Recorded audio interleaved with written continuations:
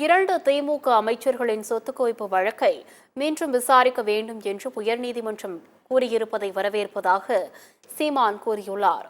விருதுநகர் மாவட்டம் தேவன்பட்டியில் நாம் தமிழர் கட்சி தலைமை ஒருங்கிணைப்பாளர் சீமான் செய்தியாளர்களுக்கு பேட்டியளித்தார். அப்போது பேசிய அவர், தமிழக மீனவர்கள் பிரச்சினையை தற்போது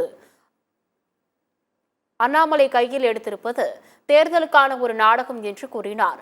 தமிழக மீனவர்களுக்கும் இலங்கை மீனவர்களுக்கும் இடையே பிரச்சினை உள்ளது போல கட்டமைக்க பாஜக முயற்சிக்கிறது என்றும் சீமான் குற்றம் சாட்டினார்.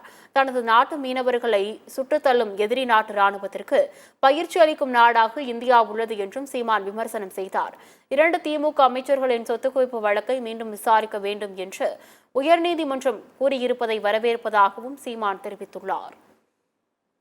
அவனுக்கு திறன் ராணுவ வீரனுக்கு தரம் மேம்பாட்டு பயிற்சி கொடுப்ப, ஆயுதங்கள் கொடுப்ப, போர்க்கப்பல் பரிசு கொடுப்ப. உன் நாட்டு மீனவன் படகை பறிச்சுக்கிட்டு போகிற ராணுவத்துக்கு அந்த நாட்டுக்கு போர்க்கப்பல் பரிசு கொடுத்த நாடை உலக வரலாற்றை படிச்சிருக்கீங்களா? உன் நாட்டு மீனவனை சுட்டுக் கொள்கிற மீனவனுக்கு தரம் மேம்பாட்டு பயிற்சி ராணுவ வீரர்களுக்கு பயிற்சி கொடுத்த நாடை எங்கேயாவது பார்த்துருக்கீங்களா? சொல்லுங்கள். நீங்கள் குஜராத்தில் ஒரு மீனவனை சுட்டுட்டான் பாகிஸ்தான். எல்லை முழுக்க இராணுவத்தை குவிச்சு எந்த நேரமும் போர் தொடங்கப்படலாம்னு பதட்ட சூழ்நிலையை உருவாக்கினீங்க. 850 மீனவன் என் சொந்தக்காரனை சுட்டுருக்கான். வாயை திறகல.